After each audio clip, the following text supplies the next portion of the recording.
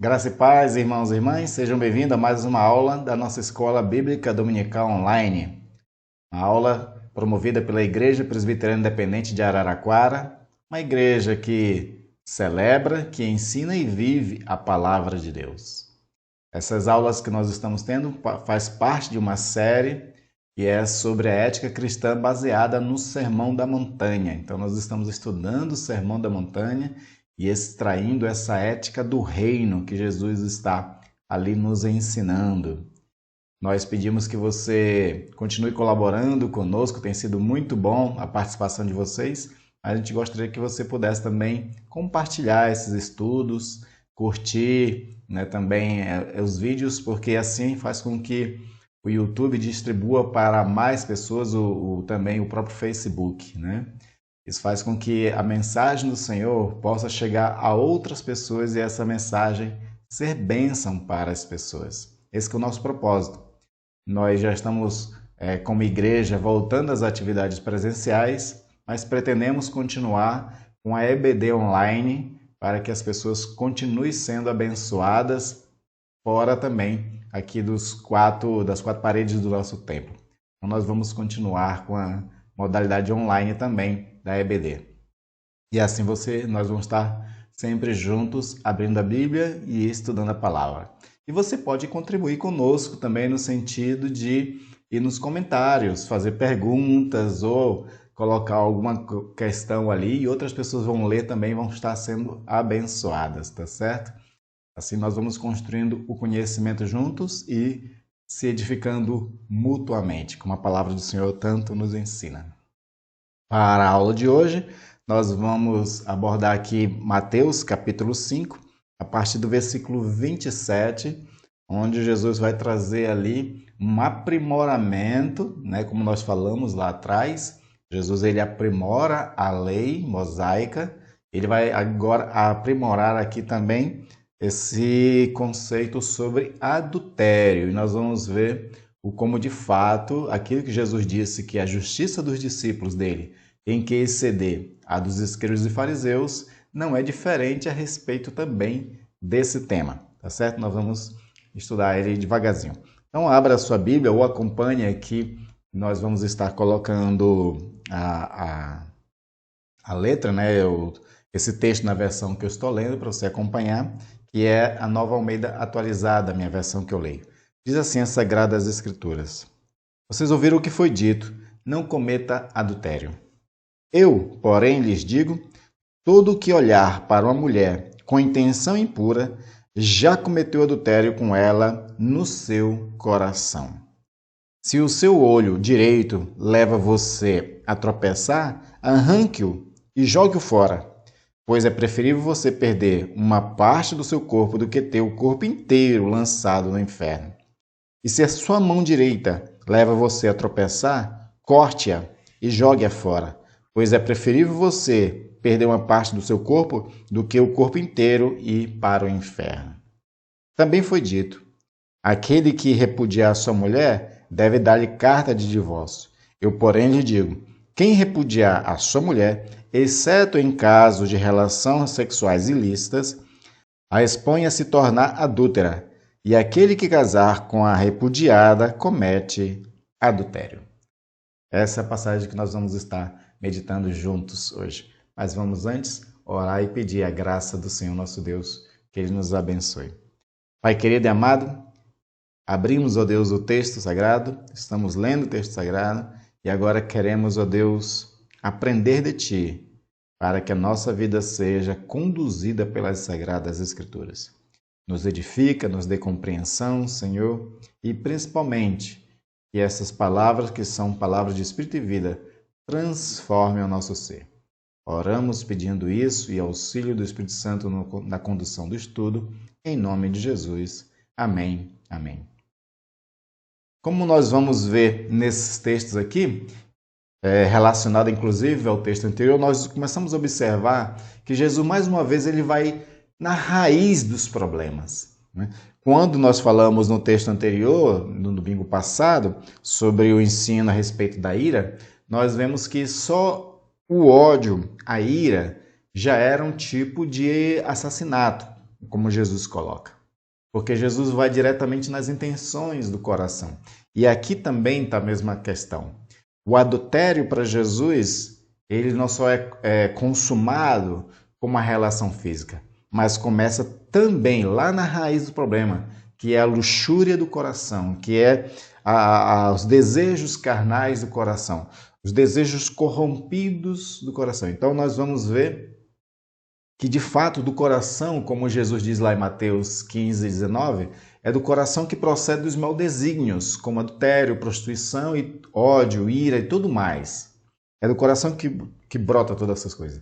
Então, esses dois textos, tanto o texto sobre a questão da ira, que é uma forma de assassinato, e o desejo, né, por outra mulher, que não é sua, que inclusive possa ser casada, também já é cometer adultério, porque se brotou do coração, se houve intenção no coração, então ali já está o problema.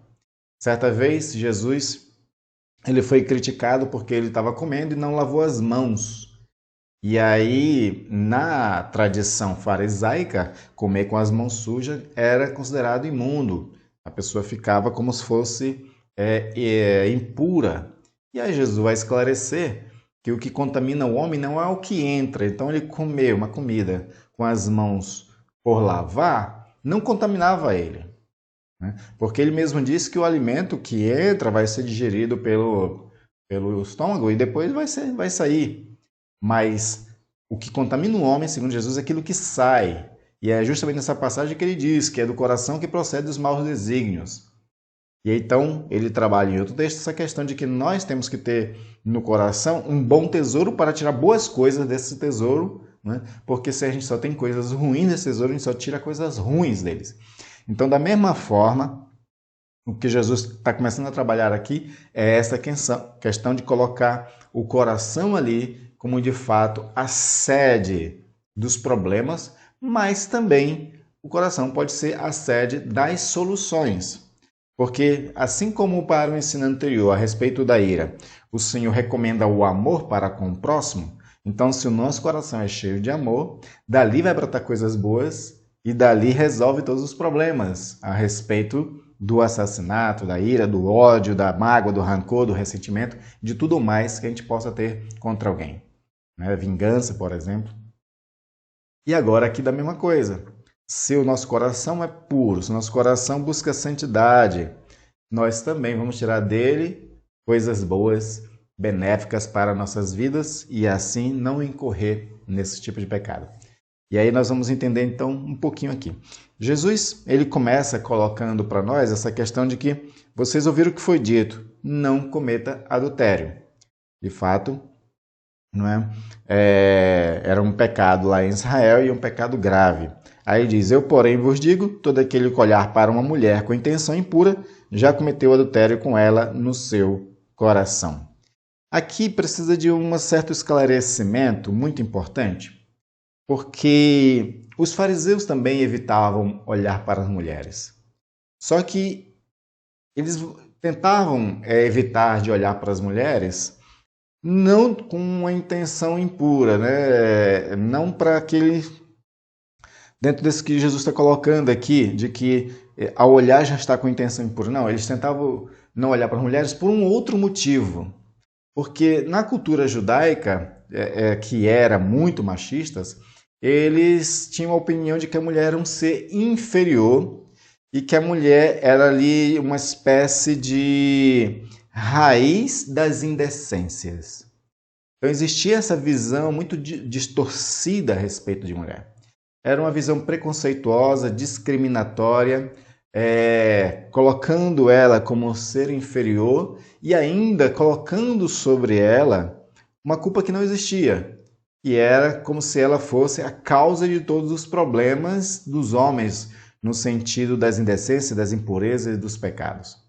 Essa visão errada vem desde lá, né, principalmente por interpretar o que aconteceu no Jardim do Éden, pelo fato de que a mulher ter sido enganada por Satanás e pela mulher ter conduzido Adão a também pecar juntamente com ela comendo do fruto. Mas o fato é que Eles interpretavam esses textos para dar somente razão à sua falta de amor para com as mulheres. Porque os homens só consideravam seres entre si de homem para homem, ou seja, eles tinham respeito para com outros homens, mas não tinham respeito para com as mulheres. Então, quando os fariseus eles começaram com essa lógica de que para ser piedoso tinha que evitar olhar para a mulher, né, ou mesmo até falar com elas, o que eles estão querendo colocar ali é de que ela não era merecedora do seu olhar. E também evitava esse olhar para justamente não pecar. Existem alguns textos históricos que dizem que existia um grupo entre os fariseus que eles andavam nas ruas de olhos semicerrados, para que assim eles não ficassem olhando muito para as mulheres. E por ficarem sempre de olhos semicerrados, eles acabavam sempre tropeçando, se machucando, e aí eles eram chamados de os fariseus da perda de sangue, porque eles estavam sempre se machucando nas ruas, tropeçando, né, por conta de andar com os olhos semicerrados. Isso é o cúmulo de uma, vamos dizer assim, cúmulo de um ridículo, não é? Porque a questão toda que poderia ser resolvida se eles purificassem as suas mentes e os seus corações. Se eles purificassem suas mentes e seus corações, eles não teriam problema nenhum em conversar com as mulheres, de olhar para as mulheres. Por exemplo, Jesus não só olhava para as mulheres, como conversava com elas. A Bíblia tem vários textos que falam que Jesus sentava com as mulheres. Na casa de Marta e Maria, por exemplo, né? Ali demonstra uma amizade que Jesus tinha com essas mulheres, um respeito que ele tinha para com elas. Jesus respeita, por exemplo, inclusive, aquela mulher que vai quebrar o vaso de alabastro, que vai ungir seus pés, a sua cabeça. Nós temos a famosa passagem de Jesus passando pela terra da Samaria e conversando com a mulher samaritana. Então nós vemos que a dinâmica é diferente, por quê? Porque Jesus ele tinha um coração puro. Jesus não tinha uma intenção errada para com as mulheres. Jesus respeitava mulheres como seres humanos que elas eram. E assim é que Jesus quer nos ensinar. Ele quer nos ensinar que o problema do adultério é um problema da corrupção do coração humano. E se esse coração ele está sendo transformado pelo Espírito Santo, se ele está sendo santificado pelo Espírito Santo, logo nós podemos conseguir nos relacionar uns com os outros de forma saudável, sem más intenções, sem luxúria, principalmente nessa questão da qual nós estamos falando, né? Então, Jesus coloca aqui que de fato o problema está no coração, não é só o ato em si. Porque antes do ato existe aquilo que já corrompe o ser humano, que é a sua má intenção. Jesus ele quer que os cristãos eles deixem de ser maliciosos. Aquelas pessoas que em tudo pensam mal a respeito dos outros e que tudo tenta fazer de forma maldosa. É isso que Jesus quer resolver, tanto com a questão da ira, que pode ser um assassinato, quanto a questão também das intenções de desejar a mulher de forma impura, ilícita, de forma, como ele mesmo coloca aqui, olhar para ela com intenção impura, que é aquele olhar voltado, né, para o desejo de possuir a mulher, sendo que a mulher não é dele, sendo que a mulher pode ser casada, e olhar para a mulher como esse objeto de realização sexual, e não como um ser humano. Eu gosto de um sociólogo bem recente, ele morreu há pouco tempo, né, mas as pesquisas dele dentro da área da sociologia são muito recentes, e num dos livros que ele trabalha, por exemplo, ele vai falar sobre a modernidade líquida e sobre o amor líquido. Nesses dois livros, ele coloca muito que nós coisificamos, inclusive pessoas. Então, as pessoas são como se fossem coisas, a qual a gente usa elas. Em vez de ter uma relação saudável com as pessoas, a gente só usa as pessoas. E elas nos são úteis enquanto nos agradam. Quando não nos agrada, a gente quebra a relação. A gente despreza as pessoas. Hoje em dia está muito em voga um termo chamado cancelamento. Cancelamento é quando você deixa de seguir uma pessoa nas redes sociais, por exemplo, bloqueia aquela pessoa. E nós fazemos isso fora das redes sociais também. A gente bloqueia pessoas nas nossas vidas, a gente deixa de se relacionar com elas, deixa de respeitá-las. Por quê? Porque ela fez alguma coisa que não nos agrada. Isso é um pensamento a respeito de que a gente está coisificando o ser humano. Se a gente, por outro lado, como cristão, olhar para as pessoas como seres humanos e pessoas que foram alvos do amor de Deus, um amor tão grande que fez com que ele entregasse seu Filho unigênito para que todo aquele que cresce em Jesus, né, não perecesse, mas tivesse a vida eterna. O ser humano é alvo desse amor. Esse ser humano não pode ser coisificado por nós. O próprio apóstolo Tiago também, na sua epístola, fala sobre essa questão de que a língua, né, que é um mal incontido, ele diz que lá a gente bendiz a Deus e amaldiçoa as pessoas. E ele pergunta, né, fazendo uma certa ironia ali, como é que pode da mesma fonte sair água pura e água impura? E ele diz, não pode ser assim com vocês. Ele está dizendo assim que nós cristãos não temos que ter esse tipo de práticas, né? De louvar, engrandecer, né? E adorar o Senhor nosso Deus com nossos lábios, com nosso coração, mas e com nosso lábio e nosso coração também amaldiçoar, praguejar pessoas, coisificar pessoas e ter um coração, né, não voltado para o respeito e o amor que essas pessoas merecem. Se elas foram alvos do amor de Deus, elas têm que ser alvos do nosso amor também. Então, todo o problema que Jesus está colocando aqui a respeito da questão do adultério é que o coração ele está aqui por ser corrompido, ele está tendo intenções impuras para esse ser humano, não está vendo ele como um ser humano, está vendo como um objeto de desejo, como um brinquedo sexual. E de fato nós vivemos essa realidade hoje. Nós vivemos uma realidade hoje em que o sexo está completamente banalizado. As pessoas hoje praticam relações sexuais sem compromisso nenhum, fora do casamento.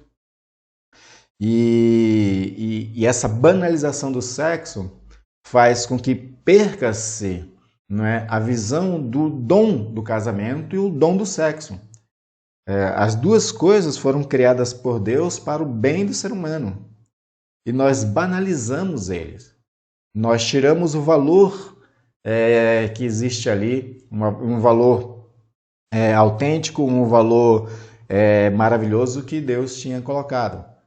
E aí, quando começamos a banalizá-los, as pessoas somente são objetos sexuais.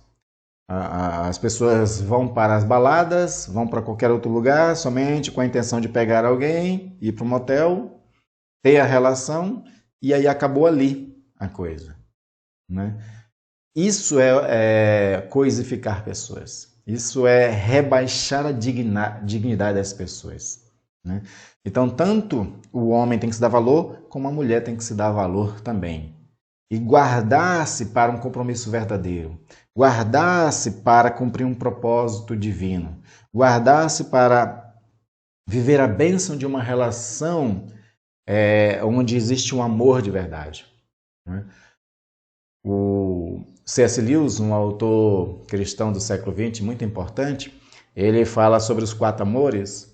Então ele coloca ali de que existe o amor eros, que é esse desejo sexual que nós temos uns pelos outros, né? Homens por mulheres, enfim. E fala também do amor ágape, que é aquele amor mais próximo do divino, amor desinteressado, um amor verdadeiro. Eu julgo, né, que os dois têm que estar presentes dentro de uma relação sexual, dentro de uma relação de casamento. Casais que possam usufruir no seu casamento do amor eros, do amor ágape, faz com que o casamento seja maravilhoso, seja abençoador, seja completo e de completude, ou seja, esse tipo de amor, dentro dessa relação que é tanto o eros quanto o ágape, eles completam os dois seres. E as pessoas vivendo essas duas realidades de amor no seu casamento, não vai querer adulterar, não vai querer ver o seu cônjuge, o seu parceiro, como objeto e brinquedo sexual. E é isso que Jesus quer que a gente cure, através da transformação do coração, através da transformação da nossa mente, para que os nossos olhares para com a mulher não seja de intenção impura. Claro que também essa mesma verdade serve também para as mulheres. As mulheres também não podem olhar com os homens com intenção impura. A Bíblia ela sempre traz essas conotações, falando muito do homem, mas também servem para as mulheres. Então, isso é muito importante nós observarmos aqui. Então, o que nós vemos aqui é que nós não temos que nem desprezar as mulheres, nem considerá-las como um ser inferior e muito menos achar que ela é a raiz da indecência, da luxúria, de qualquer outra coisa assim, como a nossa sociedade, né, faz, como fazia desde os fariseus. Né? Hoje em dia, por exemplo, comerciais na televisão faz muito apelo sexual, coloca mulheres seminuas. Nas redes sociais, Instagram da vida, por exemplo, muitas jovens querendo ganhar mais seguidores, querendo ganhar likes, também tiram muitas fotos sensuais.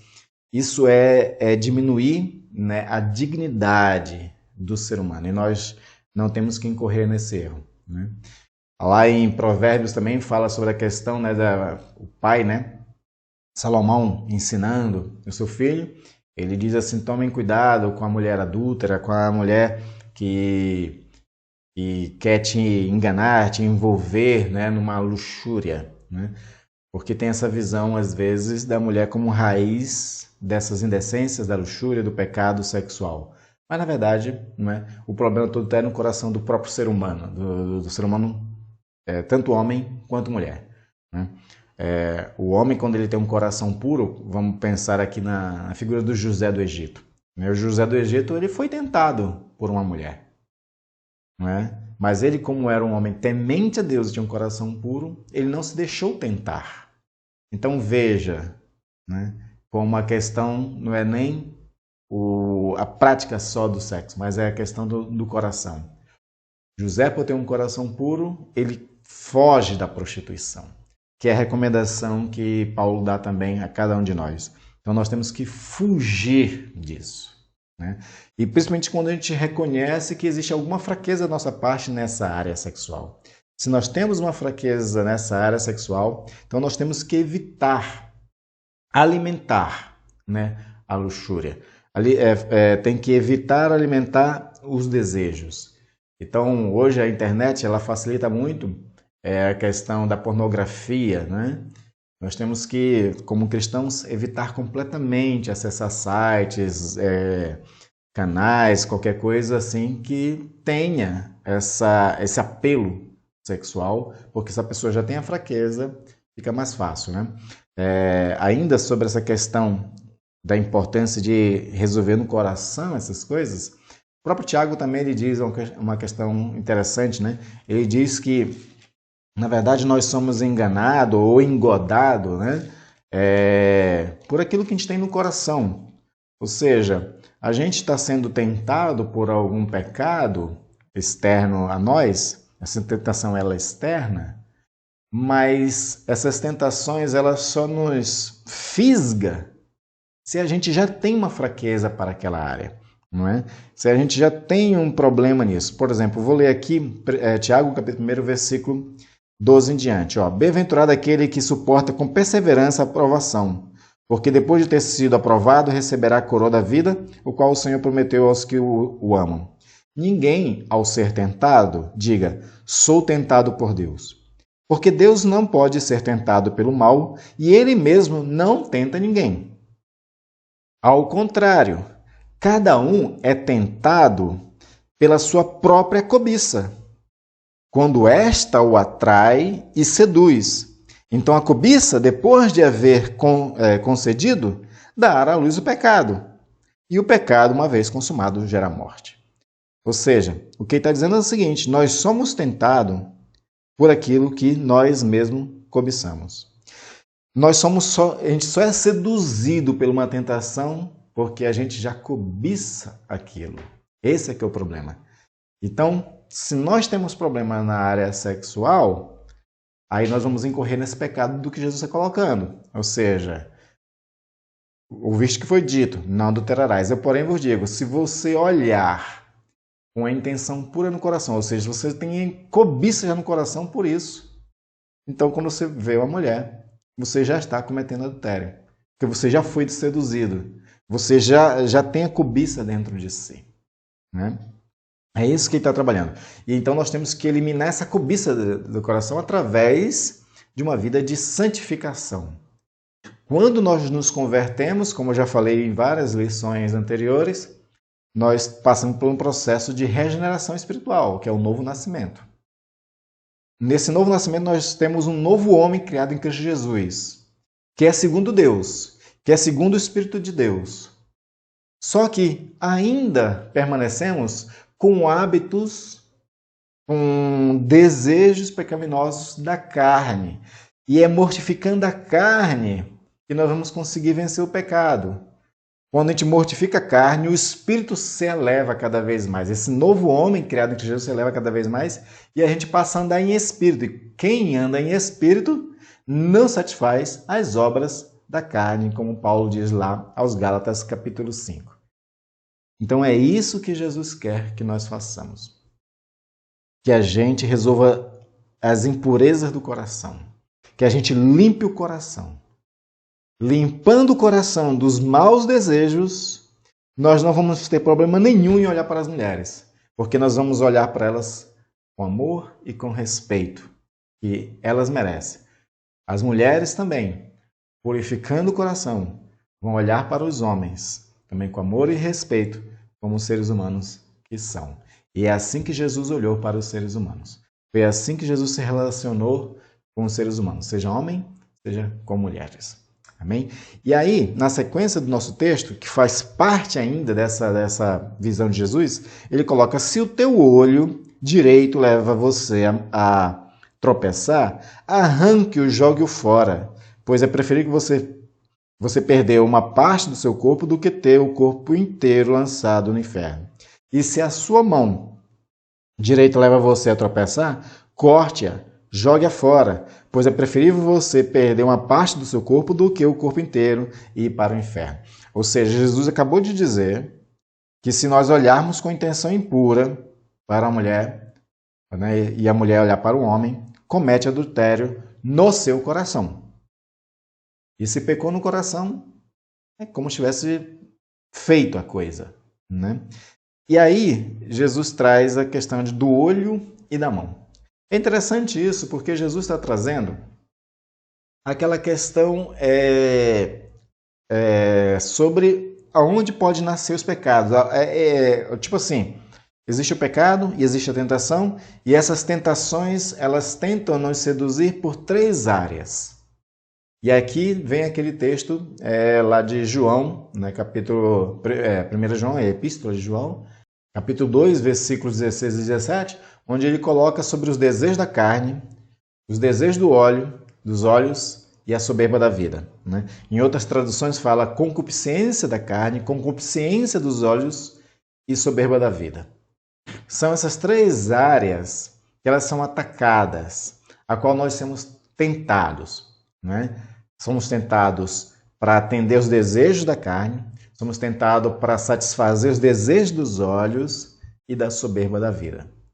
É interessante que nessas 3 áreas, a Eva foi tentada e Jesus foram tentados. Por exemplo, lá em Gênesis, Eva, quando estava sendo tentada pela serpente, o texto diz que a fruta ela era, né, bonita aos olhos, ela era desejável, né, para o paladar e daria o conhecimento, que é a soberba da vida. Na fruta estava havendo a tentação das 3 áreas. Uma fruta bonita, que era desejável aos olhos. Também ela era gostosa, desejável à carne. E conforme a promessa que a serpente estava fazendo, se comesse se tornaria um Deus, então faria com que atendesse aos desejos da soberba da vida, de querer ser Deus, querer ser mais do que realmente somos. Jesus, da mesma forma, foi tentado nas 3 áreas. Satanás, quando viu Jesus com fome, né, disse para ele: olha, transforma a pedra em pão e assim satisfaz o desejo da tua carne, né? Ainda que fosse realmente legítimo Jesus matar a fome, porque a fome é um desejo da carne, digamos, vamos colocar assim, autêntico, não é? Se a gente está com fome, tem que comer. Só que ali tinha uma pegadinha de Satanás, que era, né, ele manifestar um poder para interesse próprio. Então, Jesus não cai naquela pegadinha, mas a tentação busca atender a um desejo da carne. Depois Satanás leva Jesus para uma alta montanha e mostra os reinos da terra, para que Jesus, ao olhar, não é, para os reinos da terra, para os reinos da terra, ele pudesse assim desejar aqueles reinos. Desejo dos olhos, concupiscência dos olhos, ser atraído pelos olhos. Mas Jesus também não cai nisso. E aí depois Satanás leva Jesus para um alto de um pináculo e diz, pula daí abaixo, né? Que as pessoas, né, você vai ficar flutuando, porque os anjos darão ordem, será dar ordem aos anjos ao teu respeito para que você não morra, não se machuque, né? E aí Jesus também nega, e essa tentação de fazer com que Jesus era para a soberba da vida, para que as pessoas lá embaixo, ao ver ele descendo, né, de forma assim milagrosa, que nem uma pena descendo, as pessoas o adorassem, e a soberba da vida. Então Jesus foi atacado nessas áreas, Eva foi atacada, todos nós somos atacados nessas áreas. E aí o texto nosso coloca o seguinte: se o teu olho direito faz você pecar, se a tua mão direita faz você pecar, arranque-o. É claro que essas expressões têm que ser vistas de forma figurativa, não é? Ela não é de fato para você cortar, né? Mas o que Jesus está trazendo aqui é a gravidade do que é o pecado. Jesus nunca minimizou o pecado. Nunca. Apesar de que nós pregamos sempre a graça de Deus, a graça que é salvadora, a graça que é transformadora, a graça que é redentora, mas para nós, a gente nunca minimiza o pecado. Não é porque a graça nos salva que a gente possa viver de qualquer jeito, de forma alguma. O pecado é uma coisa séria. O pecado nos separa de Deus. Foi o pecado que fez com que Deus tivesse que enviar seu filho para morrer na cruz do Calvário. Se o pecado não fosse grave, Deus não tinha mandado seu filho para morrer na cruz. Aquela morte cruel, e passar por aquele sofrimento horrível. O pecado é grave. Então Jesus está trazendo aqui que o pecado é grave. Tão grave que a ponto de que corte um membro do corpo do que você ir para o inferno por causa do membro daquele corpo. Então, o que ele quer trazer aqui é a gravidade. E como ele estava tratando do adultério, então Jesus coloca de que é grave o adultério. É grave, não pode ser minimizado. Não é o pecado da luxúria. Não podemos alimentar o pecado da luxúria porque é grave. E nós temos que atentar para isso. Então nós temos que buscar de fato essa santificação. Se nós buscarmos uma santificação, essa transformação da mente, como Paulo também coloca, nós não teremos problema nenhum em olhar, não é? Porque nós não teremos malícia no olhar. Tem uma outra passagem muito maravilhosa que Jesus diz assim: se os teus olhos forem luz, todo o teu corpo é luz. Mas se os teus olhos forem trevas, quão treva você está metido? Não é? Então nossos olhos têm que ser luz. Quando nossos olhos são luz, que os olhos é como se fosse uma janela da alma, como alguns interpretam, né? Então, esses olhos sendo luz, a gente vai olhar as coisas de uma forma saudável, santa, sem impureza, sem malícia, sem pré-julgamentos. Olhar corretamente. Eu gosto de uma cura que Jesus fez de uma pessoa cega, que na primeira parte da cura, quando Jesus está curando o cego, Jesus pergunta: o que você vê? Aí ele diz assim: eu vejo os homens andando como árvores, né? Como árvores que andam. Ou seja, ele ainda estava vendo de forma errada as coisas. Nós também tendemos muito a olhar de forma errada as coisas, a gente interpreta errado as coisas. Essa questão do olhar é uma figura de linguagem para falar de como nós interpretamos as coisas, como é que a gente observa as coisas e o que a gente julga delas. E Jesus quer que a gente tenha um olhar de luz, positiva, né? Abençoadora, sem malícia, que a gente não sai interpretando e julgando errado as coisas. Então, um homem que era cego estava ainda enxergando de forma errada, estava olhando as pessoas como coisas, né? Como árvores.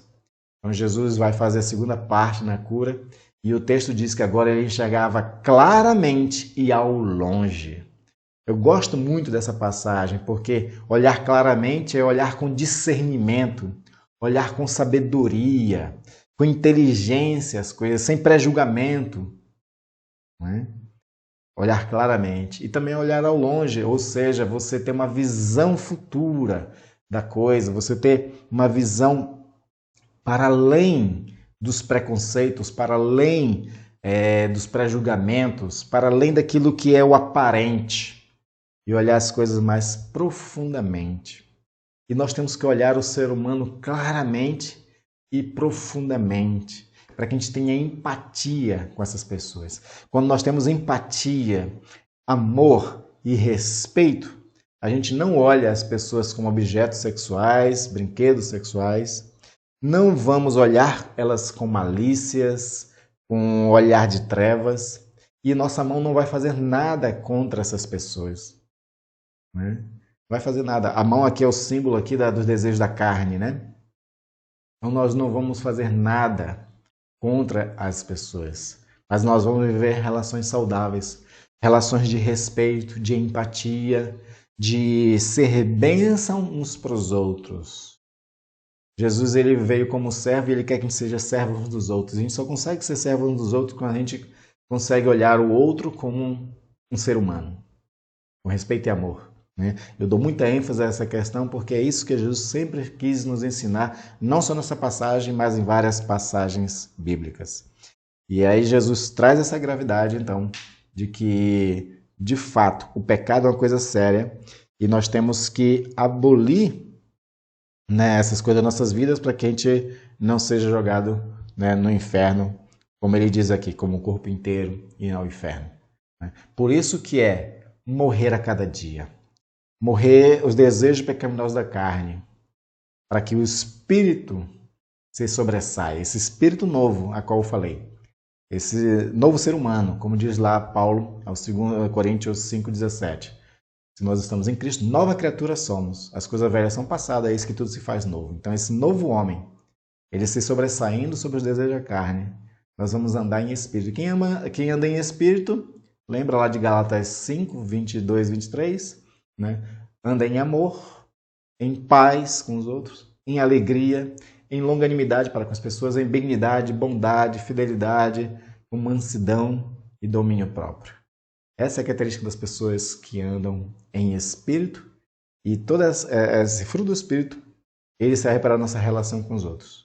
Relação de amor, de paz, de alegria, de ter longanimidade para com elas, ser manso, ser bondoso, benigno, fiel para com elas e tendo domínio próprio nessas relações pessoais. É isso que o Senhor quer nos ensinar. E aí, Jesus aí traz aqui mais uma coisa, complemento ainda dessa questão do adultério, que é a questão do divórcio, né? Jesus disse, também foi dito, aquele que repudiar a sua mulher deve dar-lhe uma carta de divórcio. Isso aqui foi Moisés, né, que ensinou. Aí no versículo 22 diz, eu, porém, lhes digo, quem repudiar a sua mulher, exceto em caso de relações sexuais ilícitas, a expõe a se tornar adúltera, e aquele que casar com a repudiada comete adultério. Esse ensino aqui de Jesus é um ensino muito forte. Nesse ensino aqui, Jesus ele quer que nós compreendamos o que Deus pensa a respeito do divórcio. Ele quer que a gente tenha uma compreensão do que Deus projetou para as relações entre homem e mulher, que é o casamento, né? Então aqui, vamos contextualizar primeiro, né? Pela dureza do coração do ser humano, né? Muito do escrito do Antigo Testamento, muito das leis que ali estavam estabelecidas, elas foram escritas sempre pensando, sempre tendo como parâmetro a dureza do coração humano, como Jesus disse aos fariseus e aos discípulos diversas vezes. E por conta dessa dureza do coração do ser humano, por ele ser uma pessoa difícil, Moisés libera para que os homens pudessem repudiar suas esposas, dando carta de divórcio. As interpretações das condições que poderiam ser dadas para essa carta de divórcio são muito estranhas. Esses textos, alguns interpretam, por exemplo, que se o homem não se agradasse da mulher, podia dar uma carta de divórcio para ela. Ou se a mulher não atendesse a procriação, por exemplo, se fosse uma mulher estéril, também podia dar carta de divórcio para ela. Outros chegam a dizer que qualquer coisa errada que a mulher pudesse fazer, por exemplo, queimou um arroz e o homem ficou chateado com isso, podia dar carta de divórcio. E era muito fácil, então, estava meio banalizado esse negócio, então os homens podiam dar carta de divórcio por qualquer motivo que eles achassem justo. E assim muitas mulheres ficavam, eram largadas pelos seus esposos, eram devolvidas à sua família. E aí a mulher perdia a sua vergonha, perdia a sua dignidade. O sofrimento das mulheres eram muito grandes por conta dessa questão de elas serem facilmente repudiadas. E aí o Senhor Jesus traz para nós o seguinte, que não deve ser assim, não é por qualquer motivo, porque o Senhor Deus, ele tem uma boa intenção para os casamentos. O casamento é uma instituição divina. Foi Deus em quem estabeleceu. O casamento é uma bênção para o homem e é uma bênção para a mulher, quando é vivido dentro de uma relação, como é proposto nas Sagradas Escrituras. Uma relação de amor, uma relação de respeito, uma relação de parceria e de companheirismo. Como foi, por exemplo, na criação do homem e mulher. Quando o Senhor viu que Adão estava só, disse, não é bom que eu me fique só, então lhe farei uma auxiliadora. Essa que é a expressão dele, uma auxiliadora, uma pessoa que fique do lado, que seja cooperadora com ele. E os dois sejam uma só carne. Essa que era o propósito ali do casamento, de ser auxílio um para o outro, ser bênção para o outro e ser uma só carne. Ter um só coração, um só espírito, um só propósito. Então, o divórcio vem na contramão daquilo que Deus queria. Ainda mais esse tipo de divórcio onde, por falta de respeito, de amor, liberava, repudiava a mulher. Então, Jesus quer corrigir isso. Ele vai dizer que o divórcio não é uma coisa que Deus se alegra tanto assim, não. Tem outra versão que vai dizer que o Senhor, ele sempre quis, desde o início, que o casamento fosse uma coisa inquebrável. Tanto que o Senhor Jesus vai dizer assim, não separe o homem o que Deus uniu. Então, o casamento tem que ser uma coisa inquebrável. E nós, como cristãos, temos que buscar todos os meios possíveis, todos os recursos espirituais possíveis, para que a gente não quebre os casamentos. Agora, claro que o Senhor Jesus ele vai abrir algumas exceções. E aqui é a exceção que ele coloca, que seria o caso de uma relação ilícita. É interessante uma coisa, porque um dos grandes autores do passado judeu, como Shammai, por exemplo, como Hileu, são grandes tradições judaicas antigas, Hileu chegava a dizer que o homem podia repudiar a mulher por adultério. Então, se a mulher cometesse um adultério, ele podia repudiar a mulher. O que, na verdade, essa interpretação está errada, porque na lei, por conta da dureza do coração humano, aquela coisa toda, na verdade, se a mulher cometesse adultério, ela era apedrejada. Então, não tinha motivo por que dar carta de divórcio. Então, o que o texto está colocando para nós agora é o seguinte, Jesus ele abole completamente o apedrejamento da mulher, mesmo que ela tenha cometido um adultério, e libera que o homem possa dar uma carta de divórcio para ela, por conta dessa relação sexual ilícita. Da mesma forma, o homem, a mulher também, no caso. Se a mulher, dentro do casamento, ela pega o seu marido cometendo adultério, ela também pode dar uma carta de divórcio. Ela pode exigir o divórcio também do seu marido, por conta de que ela foi a pessoa traída. Nós, como eu falei, temos que buscar todos os meios de viver uma relação saudável. Essa relação saudável passa pelo amor, passa pelo respeito, pelo diálogo, pelo interesse do outro. de um querer agradar o outro. O Senhor Jesus, as Sagradas Escrituras colocam muitas situações, por exemplo, Paulo vai dizer lá em Efésios que o homem deve amar as suas esposas. E as esposas tinham que ser submissas aos seus maridos, segundo o texto lá. O que eu interpreto desses textos é interessante, porque assim, muitas mulheres reclamam, né, da exigência de que elas têm que ser submissas aos seus maridos. Aí eu brinco dizendo o seguinte, olha, mais pesado é para o homem, porque ele tem a obrigação de amar incondicionalmente. E amar faz com que venha sobre o homem uma responsabilidade muito grande. Por exemplo, o homem que ama uma mulher, como Jesus amou a igreja, que esse que é o parâmetro que Paulo coloca, né? Como é que o homem tem que amar a mulher? Como Jesus amou a sua igreja. E Jesus entregou a sua vida pela igreja. Está lá em Efésios capítulo 5, depois você leia lá. Né? Então esse é o parâmetro. E se o homem ama a mulher como Cristo amou a igreja, então ele tem que respeitá-la. Não pode de forma alguma viver uma relação abusiva, de violência, né? Tanto violência física quanto violência verbal. O homem que faz a violência física e a violência verbal contra a sua esposa não está amando como Cristo ama a sua igreja. Então a responsabilidade do homem sim é muito grande dentro dessa relação, para que essa relação de amor no casamento faça com que o casamento seja maravilhoso para ambos. Então é exigido isso. A mulher, da mesma forma, também tem a sua parcela de contribuição para que o casamento seja bom. Algumas vezes, lá em Provérbios, traz uma expressão interessante que a mulher ela tem que evitar ser uma goteira. O que é goteira, né? O texto lá de Provérbios 19:13 diz o seguinte, ó, uma esposa briguenta é como uma goteira que não para. Né? Você sabe que uma goteira, né, ali numa casa, ela faz buraco, né, no chão, aquela coisa toda, incomoda bastante. E eu já ouvi falar também que na época da Guerra do Vietnã, uma das estratégias para atormentar um prisioneiro de guerra é fazer ficar gotejando água na testa do prisioneiro. Aquilo dava uma dor de cabeça enorme naquele soldado prisioneiro.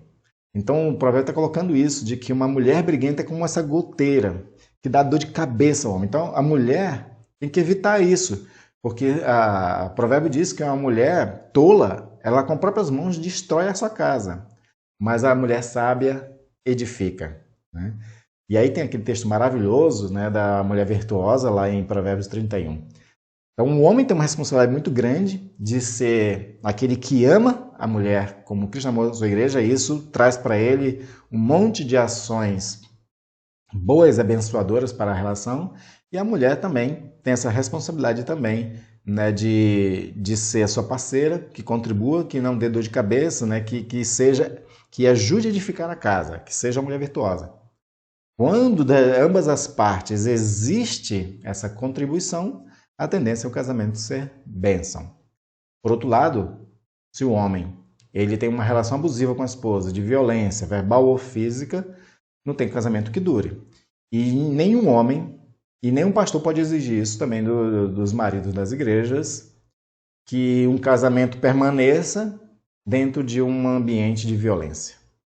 A mulher não tem que se submeter ao seu marido, né, vivendo uma relação de violência verbal ou física.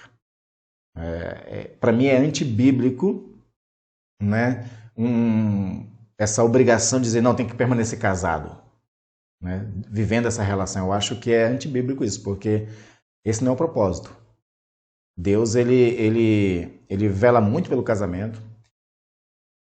A vontade de Deus é que aquilo que ele uniu ninguém separe, mas Deus também não aprova dentro de um casamento, só para poder manter as aparências, só para poder ali não quebrar as relações conjugais, não é? As pessoas têm que aguentar viver numa relação abusiva, com certeza não é de Deus também. Então esse casal que quer cumprir o mandamento de permanecer casados até que a morte os separe, esse casal, ambos, tem que buscar, né, resolver esses problemas. O homem que é violento, o homem que é abusivo, ele tem que buscar ajuda, resolver esse problema na sua vida, né, para que ele tenha uma relação com sua esposa de amor, de respeito. de auxílio a ela, né? E assim os dois serem uma só carne, né? Sendo auxiliadores um do outro, como a Sagrada Escritura nos ensina, né? Esses assuntos eles são polêmicos, tem muita gente que discute, mas uma coisa que eu quero deixar claro é o seguinte: qualquer argumento que a pessoa crie para sustentar um casamento fora da relação do amor, fora da relação do respeito e daquilo que Jesus está nos ensinando, passa pelo caráter do ser humano. Então, se o caráter da pessoa é ruim, ela vai querer arrumar justificativas ruins também para manter essa relação. Mas nós somos chamados para ter o caráter de Cristo. Por isso que Paulo coloca o homem para amar a mulher segundo o parâmetro de Jesus, porque nosso caráter tem que ser o caráter de Cristo. Jesus nunca desprezou as mulheres, né? Jesus nunca colocou elas como um sexo inferior, nunca repudiou, nunca maltratou, mas houve sempre muito respeito para com as mulheres e também reconhecer a sua dignidade. Os discípulos ficaram surpresos quando viram Jesus conversando com a mulher samaritana, né? Mas por que a surpresa deles? Porque eles eram dessa cultura judaica machista, preconceituosa e que tirava a dignidade das mulheres. Jesus, ele excede a justiça dos escribas, dos fariseus, dessas tradições humanas pecaminosas. E nós, como Jesus nos ensinou, temos que exceder a justiça também dos escribas e fariseus e ser como ele foi. Amém, queridos? Isso foi o que o Senhor me deu para poder a gente conversar hoje sobre essa passagem, né? Então nós temos que curar nossos corações, renovar nossos corações, né, pela transformação do Espírito Santo, para que as nossas relações com a mulher e a mulher com o homem sejam saudáveis, sejam de amor, não tenham malícias, não tenham maldades, não tenham interesse pessoal, mas seja sempre dentro de uma relação como foi, né, de Jesus Cristo e segundo também os textos bíblicos nos ensinam. E assim, tanto nós podemos olhar para as mulheres sem intenção impura no coração, respeitá-las, e as mulheres também da mesma forma para com os homens, porque, né, o ensino serve para ambos. Se você ficou com alguma dúvida, se alguma coisa que eu expliquei não ficou muito claro também, use aqui os comentários e nos pergunte. Não pergunte aqui no chat, né, do YouTube, porque eles somem quando sai a transmissão ao vivo, né? Então você pergunta nos comentários, que nos comentários permanece, e aí a gente vai estar respondendo você durante a semana. Eu espero que tenha sido bênção para você, que esse texto tenha esclarecido, né, as nossas relações, né, conjugais e de seres humanos, e que nós venhamos a viver essas realidades segundo Jesus nos ensina. Até a próxima aula e que Deus os abençoe.